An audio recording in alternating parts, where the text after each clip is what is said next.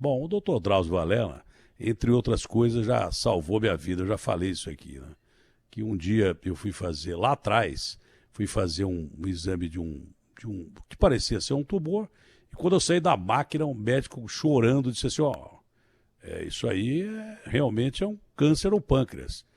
Aí eu saí meio que sem saber o que fazer, a pé, ali pela Avenida Paulista, ali saí do Sírio-Libanês, fui subindo. Falei assim, eu vou ligar pro Drauzio. Eu liguei pro Drauzio, aí o Drauzio falou assim, ó, eu vou te dar o telefone de um cara que se você tem o que você disse que tem, que eu acho que não é, pode não ser, mas esse cara vai salvar a sua vida. E me indicou o doutor Marcel Machado, com a sua equipe, doutor Juquebura e tal. Primeiro me recebeu de uma maneira super cordial, um gênio, um dos maiores cirurgiões que nós temos no Brasil, ainda hoje. Filho dele também, o doutor Juquebura, que é uma pessoa que eu aprendi a ser amigo. Mas ele me recebeu, olhou na minha cara, ele tinha um cabelo assim branco, que nem o meu tá agora, só que igual o professor Pardal, o Einstein, cabelo todo para cima. Agora eu encontrei o Marcel e o Marcel tá com o cabelo mais escuro e curtinho. Eu quase nem reconheci o Marcel, que continua sendo um dos grandes cirurgiões. Mas ele falou assim para mim, meu filho, olha, eu já operei mais de 1000 tumores, ou quase isso. Naquela época, hein? Faz 13 anos. Ele falou assim, eu acho que isso aí que você tem não é, mas pode virar. E nós temos que tirar esse negócio de você. Então você vai dar uma volta aí, porque o outro médico disse que se eu não operasse em 2 dias, eu ia pro espaço. Mas o Marcel me deixou tão tranquilo, eu fui, dei uma volta, fumei todos os cigarros que eu ainda fumava, bebi tudo que eu aguentava de bebida, e depois parei de fumar. A bebida eu diminuí bastante, mas agora com esse infarto agudo no miocárdio, eu resolvi também não beber mais, né? Já bebi a minha cota. Aliás, eu ultrapassei a minha cota em vários galões. Mas o doutor Drauzio ajudou a salvar a minha vida. Esse homem que está aí, eu devo também minha vida a ele, a Deus e a ele. Doutor Drauzio, essa análise do colunista americano, você vai falar com o doutor Drauzio sobre o Trump? Vou, porque todo mundo está falando, eu já estou cheio de ouvir falar do Trump e do Biden, mesmo porque eu acho que os Estados Unidos representam o império e tanto faz quem esteja lá. Pode ser um pouco pior, mas continua do mesmo jeito. Os caras vão... Tem negócio de que é amigo do Brasil, nem o Biden é e nem o Trump é. Império é império, a história prova isso. Império para crescer quer que primeiro o que está crescendo não cresça, que é o nosso caso. Emergente, e quer atacar o que é grandão, ou que significa uma competição direta a ele. Mas o senhor, como um analista geral da vida em si, né, com a vivência que o senhor tem, o que o senhor acha dessa história toda, doutor Drauzio? Bom dia. Bom dia, Datena. Prazer falar com você e com seus ouvintes, seus inúmeros ouvintes. Datena, eu não sou político, não tenho formação política, nunca me interessei por cargos políticos e nunca me interessarei. Mas eu acompanho, evidentemente, o que acontece. Eu acho que você pegou bem o ponto fundamental. Os americanos são donos de um império, né? É o país mais poderoso do mundo. E esses países não se dão ao luxo de ter amigos, eles têm interesses.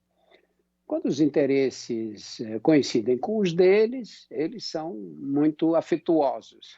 Quando não coincidem, eles partem para a guerra mesmo, né?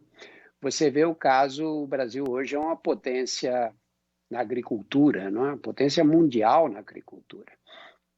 E uma verdadeira guerra comercial dos americanos que não querem que o Brasil se torne o principal exportador de alimentos do mundo, não é? E nós temos potencial para isso, né? A Embrapa produziu uma revolução na agronomia brasileira, na agricultura brasileira, né? Eles conseguiram criar uma agricultura tropical, quer dizer, adaptada aos trópicos, e esse é o sucesso que nós temos. Agora, de descontar dessa fase, é lógico que quando você tem um presidente, ele pode ser um pouco melhor para nós ou um pouco pior. Do meu ponto de vista, o Trump representa o que existe de pior na sociedade americana. Eu tenho muitas conexões com os Estados Unidos em função da profissão e do ambiente científico que eu frequento.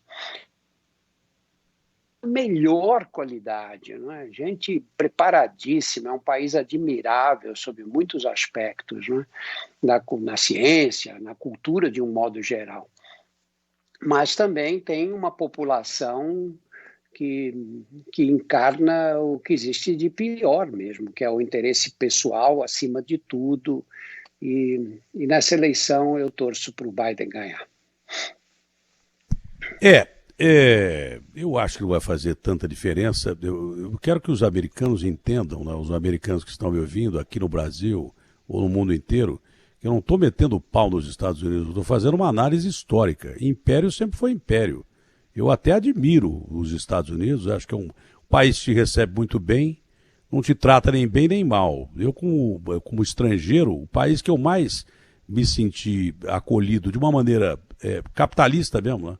Você vai lá, você paga o brinquedo, anda no brinquedo e acabou.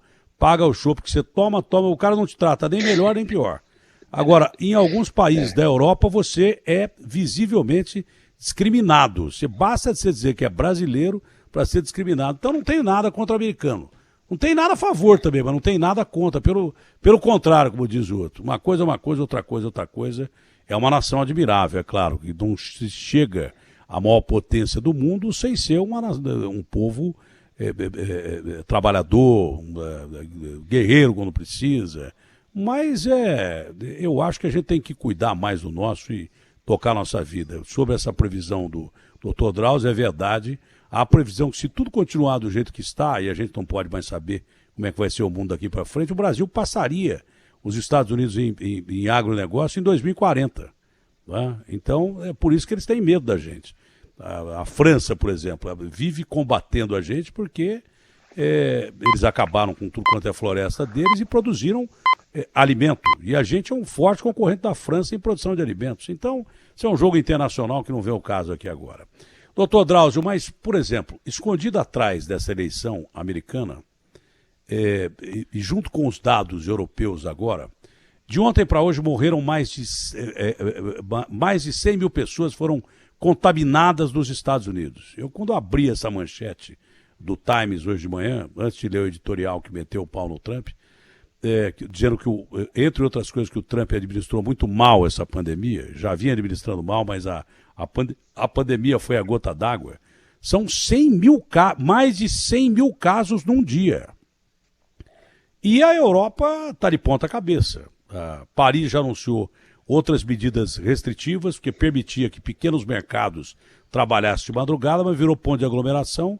Então Paris está fechando até esses pequenos mercados, batendo recordes de pessoas contaminadas e mortas a França.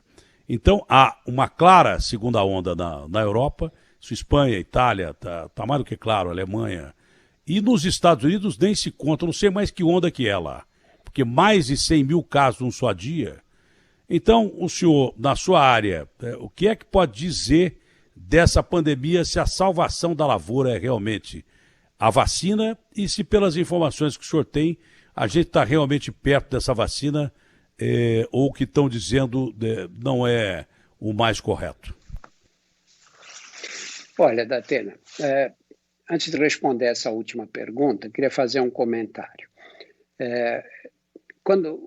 Qual foi a posição que o presidente dos Estados Unidos adotou quando começou essa epidemia?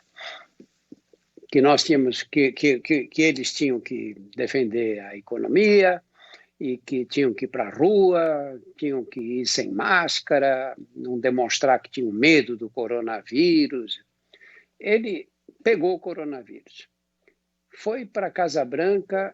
A primeira coisa, foi atendido num dos melhores hospitais americanos, lógico. Recebeu os tratamentos experimentais com mais chance de dar certo que existem no mundo hoje. E foi para a Casa Branca e disse o quê? Ficar no meio dos médicos lá e disse o quê para a população? Não tenham medo, peguem o vírus. Só que uma coisa é você ser o presidente dos Estados Unidos, ter médicos à sua disposição o tempo todo, e você ser um preto pobre que vive na periferia de Nova York ou de outra cidade americana que não vai ter recursos num país que não tem saúde pública. Não é? Esse homem provocou um grande mal. Ele é responsável por muitas das mortes que aconteceram e continuam acontecendo nos Estados Unidos. Quando a gente vê os grandes epidemiologistas americanos, eles estão muito pessimistas com a situação americana.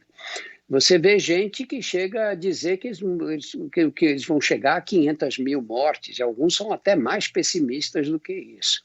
Quando você vê essas aglomerações agora, desses comícios, todo mundo sem máscara, Atena, o vírus não quer saber da posição política da pessoa. O vírus quer saber do quê? Ele quer saber de se transmitir de uma pessoa para outra, é só isso. Ele está ali lutando pela sobrevivência dele. Se você se aproxima dos outros sem máscara, você pega o vírus. Sabe, aumenta muito o risco de você adquirir o vírus. A verdade é essa, é muito simples. Agora, o que vai acontecer? Nós estamos aqui, vamos pegar o caso nosso brasileiro. Nós estamos numa situação que o número de infectados e o número de mortes vem diminuindo, felizmente. Ainda existe um número de mortes inaceitável, porque eu sou contra essa coisa de você dizer, não, estamos em guerra contra o vírus. Não estamos em guerra, não é guerra isso, não, é uma epidemia. Essas mortes todas não são consequências de uma batalha onde haverá mortes inevitavelmente, elas são, ao contrário, evitáveis. A pessoa que morreu, se não tivesse contraído o vírus, estava aí, normal, tocando a vida para frente. Nós ficamos aqui no Brasil com essa imagem de que agora a vacina vai resolver todos os problemas. Não é verdade, não vai. A curto prazo não vai haver solução visível, porque a vacina, primeiro, nós estamos nessa discussão, a vacina tem que ser obrigatória, não tem que ser obrigatória. Nós não temos a vacina. Essa é a realidade. Nós não provamos ainda que uma dessas vacinas, que são promissoras... Ninguém tem, né? Pois é, mas não provamos que elas são eficazes. Nós temos, por na literatura de pessoas que tiveram a infecção, ficaram doentes, fizeram o teste, deu positivo, que tem a certeza que foram infectadas, e depois de 3 meses tiveram outra vez a doença, outra vez documentada com teste positivo, etc. Não existe forma mais eficaz de você desenvolver imunidade do que ter a doença, não é? Você pega sarampo quando é criança, nunca mais vai ter sarampo na vida, né? Protege até mais do que a vacina, que já é bastante protetora. Então, se a própria doença não é capaz de garantir imunidade, a vacina talvez precise ser utilizada mais de uma vez, repetida periodicamente. É um longo processo até acabar de desenvolver, mostrar eficácia, depois produzir milhões e milhões de doses para vacinar a população. Vacinar nós sabemos no Brasil, nós temos o maior programa de imunização do mundo no Brasil, gratuita, não é? Pelo SUS. Mas, de qualquer forma, isso vai tempo, isso vai nos obrigar a conviver com esse vírus, provavelmente por muitos meses, talvez até por anos. Então, não é uma coisa simples. O que nós temos que fazer agora, o que é? Tentar reduzir a velocidade de disseminação do vírus. Ninguém consegue manter o isolamento por muito tempo, muito menos num país com essas desigualdades sociais do nosso. Então, o que nós temos que fazer agora? Não adianta chegar para a população e dizer, fica todo mundo em casa. Não vai acontecer mais. Nós já perdemos esse controle. O que nós temos que fazer? Dizer, olha, evita aglomeração e usa máscara. Usar máscara é uma providência tão simples. Vale para todas as camadas sociais. Se você lava as mãos, usa máscara e evita aglomeração, você não pega o vírus. Não pegando o vírus, você não transmite. Então, você está colaborando para controlar a epidemia. Agora, sai por aí, vai para o bar, junta todo mundo, bebe, se abraça, beija a menina que passa... E aí depois você leva o vírus para sua casa, vai infectar seus familiares, você espalha o vírus na sociedade, quando você vai ao supermercado, quando você vai... Quer dizer, não tem sentido, é um comportamento absurdo.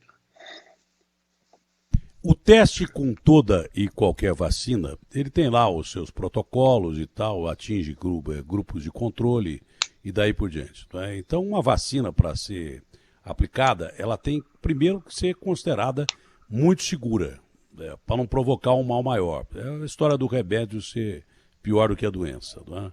E depois ela tem que ser eficaz. Eu tenho a impressão que pela pressa do mundo, a gente não vai ter nenhuma coisa nem outra. Talvez um pouco mais de segurança, mas a eficácia, os cientistas não sabem qual é a eficácia dessa vacina, tem um grupo de controle, mas só vão saber quando e como, quando aplicarem maciçamente. Pela urgência da aplicação da vacina, os caras vão aplicar a vacina. Nem que eles acham que tenha 50%, eles vão aplicar a vacina A ou B, mas vão aplicar a vacina e vão aplicar em massa. Aí daí uns 6, 7 meses com a aplicação em massa, aí eu digo milhões de pessoas, não se fala mais num grupo de controle, mas sim a aplicação em massa, você vai saber se essa vacina ou se aquela vacina deu certo, ou a que deu mais certo, ou se todas deram certo. Mas agora ninguém tem certeza de nada. Esse é o grande detalhe. A gente só vai saber realmente se a vacina deu certo depois da aplicação em massa. Eu tenho a impressão que o Reino Unido já está anunciando a aplicação em massa, a Rússia já está pretendendo aplicar em massa. Os Estados Unidos, então, o Trump teria vacinado todo mundo antes da eleição para ganhar a eleição. Não importasse que o cara morresse depois da eleição, que votasse nele já estava bom. Então, eu acho que é esse mais ou menos o princípio. A gente só vai saber da eficácia da vacina, ou dessa, ou daquela outra, ou de todas, depois da aplicação em massa, não, doutor? Olha, Datena, é mais ou menos isso que você falou mesmo. Primeiro, nós temos que... A segurança, eu não vejo problema, sinceramente, porque os mecanismos de controle hoje são tão rígidos que dificilmente uma vacina que provoque efeitos colaterais mais graves será liberada. Vocês viram que nós tivemos um problema desse com a vacina de Oxford, de repente uma pessoa teve uma doença, parou o estudo imediatamente, eles detectam muito rápido, os mecanismos de controle são muito, muito rígidos. Então, em relação à segurança, fico tranquilo.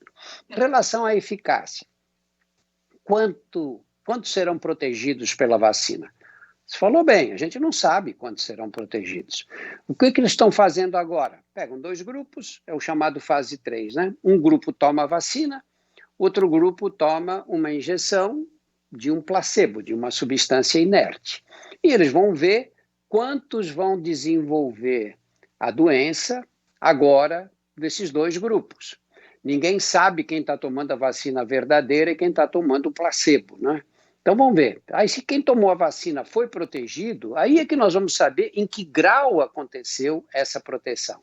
Foi 70% de eficácia? Foi 40%? Foi 30%? Foi 90%? E depois nós vamos vacinar a população. Mesmo que tenha um impacto pequeno, é melhor do que nada. Se ela é segura, mesmo que reduza a chance em 30%, 40%, vai ser útil, lógico, 30% a 40% menos de pessoas infectadas. O ideal para nós éramos ter uma vacina de quem foi vacinado. Isso, infelizmente, não vai acontecer. Nós vamos ter que nos conformar com vacinas menos eficazes. E vamos precisar.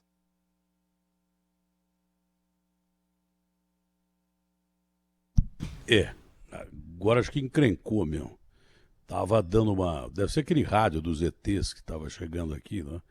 Que agora estão falando em ondas de rádio de ETs, que estão a 30 mil anos-luz, mas dentro da nossa galáxia aqui. Deve ser isso que derrubou a linha, a gente vai refazer com o Dr. Drauzio Varela. Mas, o Agostinho, a conversa com o Drauzio, que é uma pessoa sábia pra caramba, né? Que é uma pessoa fantástica, a gente chega à conclusão do que o filósofo já dizia. O que sei é que nada sei, né? Não é não? É verdade.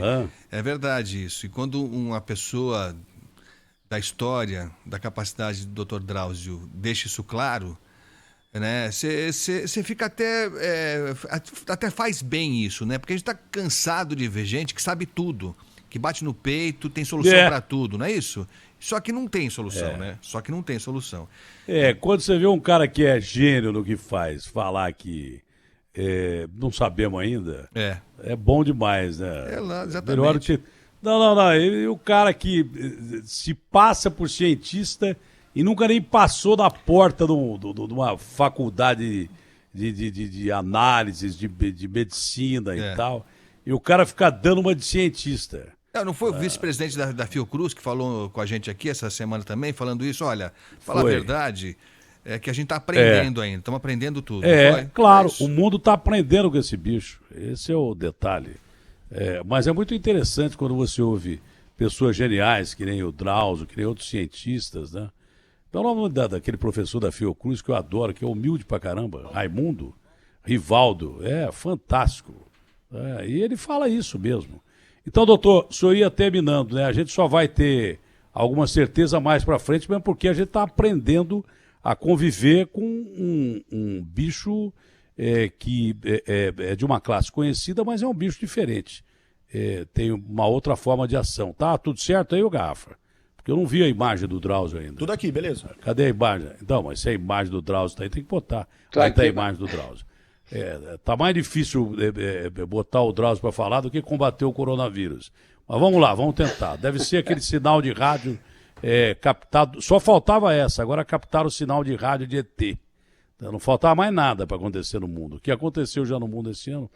Mas a gente ainda tem muitas incertezas, né, doutor?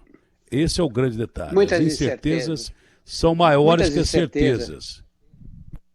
E não pode ficar esperando resolver todos os problemas para agir, não é? No momento, o que é que tem que fazer? Nós temos que convencer a população a usar máscara. A máscara é uma proteção, a lavar as mãos e evitar aglomeração. São 3 cuidados que funcionam, está demonstrado cientificamente que funcionam. Você sair sem máscara, você está cometendo uma violência contra você, tudo bem, o problema é seu, mas contra a sociedade. Você vai levar o vírus para sua casa, você vai espalhar o vírus para as pessoas da sua família e da sua comunidade. O Dória, outro dia, numa entrevista, perguntou para mim, você não é médico, ele falou. Eu falei, você também não é. Você também não é. Entendeu? Eu não sou, mas você também não é. Mas eu estou falando aqui há 300 anos. Falei assim, olha, eu acho que você devia parar de ouvir esses caras e fazer uma coisa. Lava as mãos toda hora, usa álcool em gel, mantém o distanciamento social e usa máscara. Não tira a máscara. Sem ser médico e sem ser cientista, eu não fico usando nem médico nem cientista e nem me passando por médico nem cientista. Mas eu estou falando isso, quem assiste o meu programa, porque muita gente não assiste e diz que não gosta, eu venho falando isso há mais de 6 meses. Falei, estão dizendo muita coisa, eu não sei o que está certo e o que está errado. Então, todo dia eu falo isso. Usa máscara, não tira a máscara, mantém o distanciamento social e lava as mãos e se tiver álcool em gel, passa álcool em gel. Então, no meu papel, eu estou cumprindo muito melhor o meu papel do que me passando por cientista ou usando o cientista para fazer a cabeça do povo. Negócio de vacina e tal, tem que esperar isso aí. Você está usando o seu papel, está fazendo um papel muito melhor do que muitos médicos que negam essas conclusões básicas tiradas pela ciência logo no começo da epidemia. Está certíssimo, não precisa ser médico para dizer isso, não. Ô Drauzio, a questão da vacina tem que combinar com o vírus também, né? Tem esse pequeno detalhe, você tem que combinar com o vírus. Porque o vírus ele não quer matar ninguém, ele quer se replicar. O objetivo do vírus, como qualquer ser vivo, é se manter vivo, não é matar ninguém. Ele mata porque ele precisa de um hospedeiro. Quanto menos ele matar, mais ele se replica. Existe a possibilidade de, como já aconteceu em outras epidemias viróticas, isso acontecia, a febre espanhola, por exemplo, a gripe espanhola, que eu tenho um livro aqui, está aqui na minha mão, eu sempre dou uma olhadinha nele, gripe, tá? Esse livro aqui, diz que do jeito que veio ela foi. Existe a possibilidade de repente, olha lá os ETs de novo, Agostinho, mas a pergunta era simples, se existia a possibilidade do vírus sumir, que nem sumiu o sinal do Dr. Drauzio agora, não é, Agostinho? Ô Garrafa, tá voltando já. Garrafa, um conselho ao Garrafa, que só tá o primo dele aí, põe por telefone pra gente encerrar a entrevista com o Drauzio, é muito mais fácil. Coloca por telefone, o Grambel inventou o telefone muito antes que a internet, não foi, Agostinho? Foi. Quando é que o Grambel inventou o telefone? Ele estava sem fazer nada. Foi um dia assim, meio nublado. Não, quando? 1800 não lembro. 1800 e bolinha, não foi? Foi por aí. Tá de volta, mas vai cair de novo. Quando é assim, usa o telefone. O Grambel inventou o telefone antes da internet, ô mané. E funciona muito seguinte, melhor, né? E outra coisa, eu não gosto desse negócio de... Não é que eu não gosto, esse negócio de rádio com imagem me incomoda. Eu prefiro fazer rádio do que televisão. Aí eu tenho que botar roupa, pentear cabelo. Pô, eu fazia rádio de manhã aqui, da maior boa. Aí começaram a botar imagem. Só falta eu passar maquiagem, que ainda eu não... Senão vai irritar minha cara, porque eu passo maquiagem há mais de 20 anos. Eu mesmo faço a minha maquiagem lá. Fica meia boca, mas porque não vai adiantar nada a maquiagem para mim, não vai melhorar em nada. Apesar das excelentes profissionais, dos excelentes profissionais que nós temos lá. Eu, embora não tenha cabelo para pentear, eu também gosto muito mais do rádio. Não é verdade? É muito mais fácil. Pô. A conversa não para toda hora, não cai sinal, é muito mais confiável. Eu gosto mesmo do rádio, eu nasci no rádio, eu fui criado dentro do rádio. Mas, doutor, eu disse, olha, do mesmo jeito que esse vírus não quer matar ninguém, ele quer se replicar. Quanto menos matar, melhor para ele. Se ele aprender a matar menos, e aí que reside talvez a grande chance do mundo, não é? Dele em se replicando, perdendo a força e matar menos. Que ele mata não é pela letalidade que outros vírus da mesma categoria, SARS, MERS, eram vírus mais letais do que esse aí. Só que esse se espalha mais, ele aprendeu a se espalhar mais. Se espalhando mais, ele mata mais gente, se ele pega mais gente. Existe a possibilidade desse vírus, uma hora para outra, desaparecer, independente da utilização de vacina, ou de uma coisa que eu acredito até mais que na vacina, que é esse coquetel de remédios que estão aprendendo a usar, porque até hoje a AIDS que vem de um vírus não tem vacina, mas tem um coquetel de remédios que dá uma sobrevida impressionante à pessoa, que às vezes a pessoa não morre nem de AIDS. Eu acredito mais no coquetel do que na vacina, entendeu? Existe a possibilidade desse vírus desaparecer ou não? 2 comentários. Primeiro, o vírus, a grande estratégia da sobrevivência desse vírus, da Atena, qual é? É que mais ou menos 40% das pessoas que pegam o vírus não sentem nada. Porque vírus muito mortal, como o ebola, por exemplo, a epidemia acaba logo, porque as pessoas morrem, gente morta não sai por aí espalhando o vírus, né? Esse não, esse 40% não sentem nada. E outros 40% vão ficar meio doentes, mas ainda assim podem disseminar o vírus. Muito bem. Pode sofrer uma mutação e ficar menos agressivo? Pode, mas ele não precisa disso para sobreviver. Porque já 40% espalham o vírus sem ter nenhum sintoma. Segundo, você está falando de um coquetel de remédios. É lógico que cloroquina, ivermectina, tudo bobagem, vocês nunca demonstraram atividade, você não tem um trabalho decente feito com essas drogas, não vai ser por aí.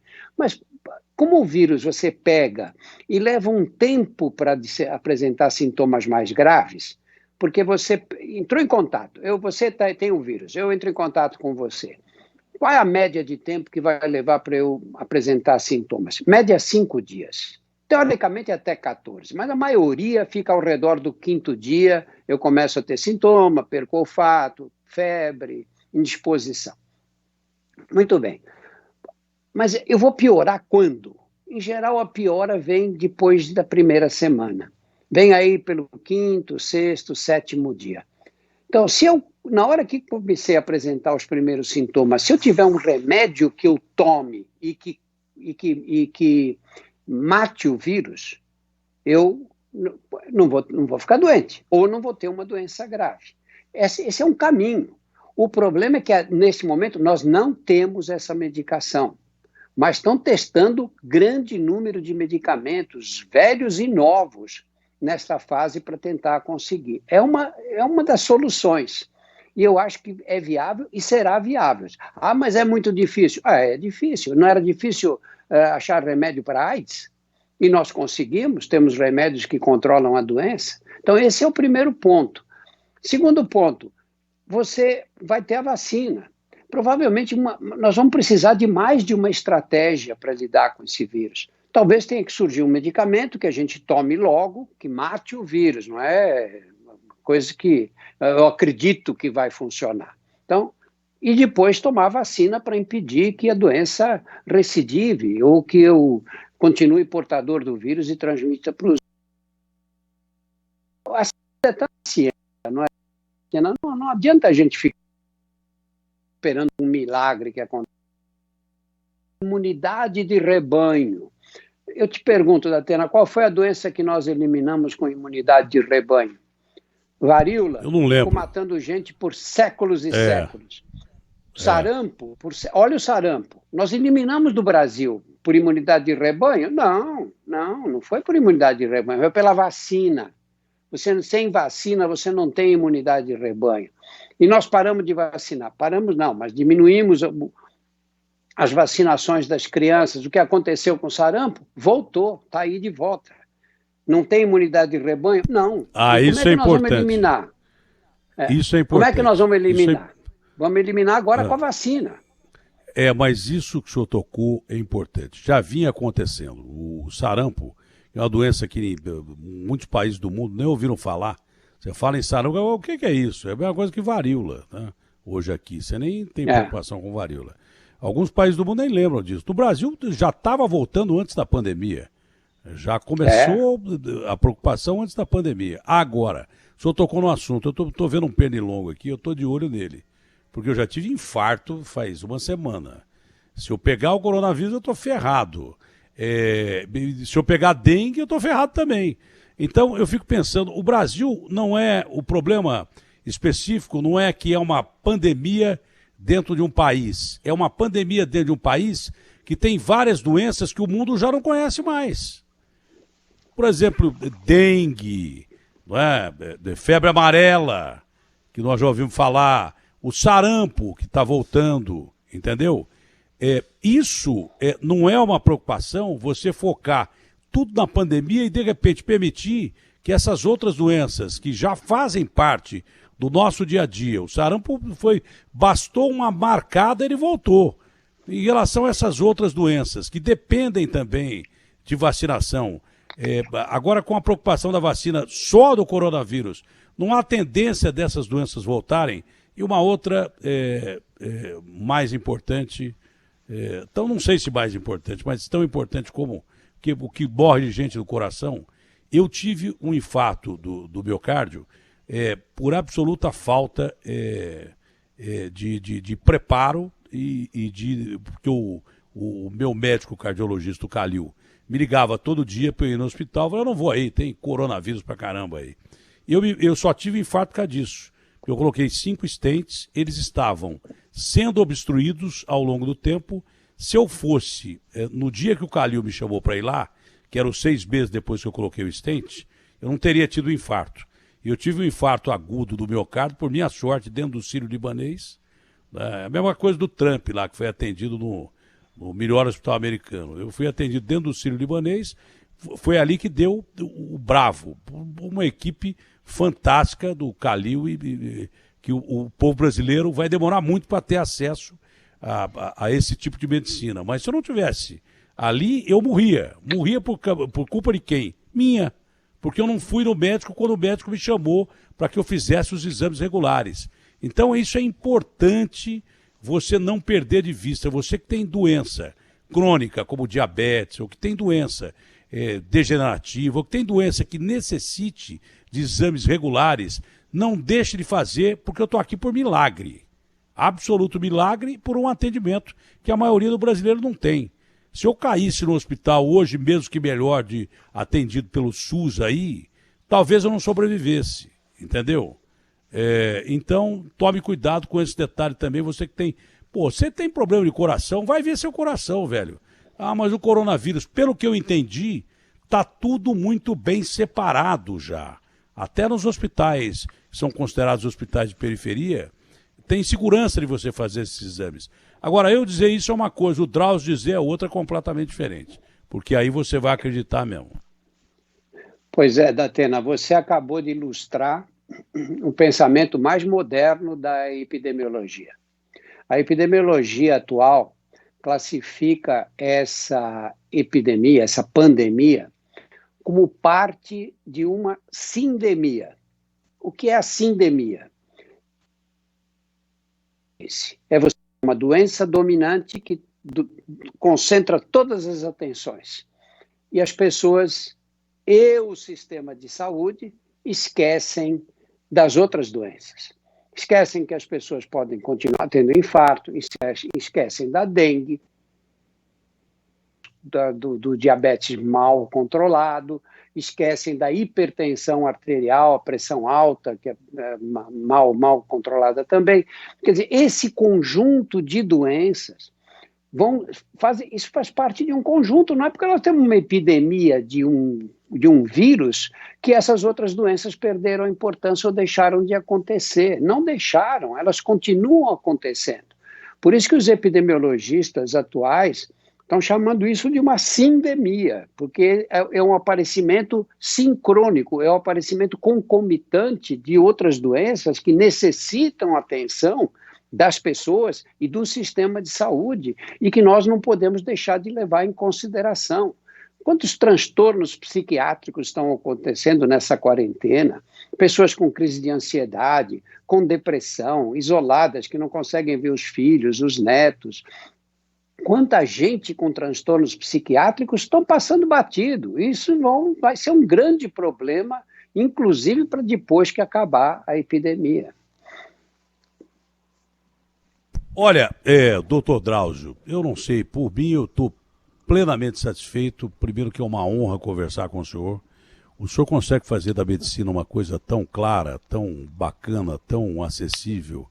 É por isso a razão do seu sucesso, mas não só como cientista, como médico, mas como ser humano. O senhor é uma pessoa que é uma referência para muita gente, inclusive para mim.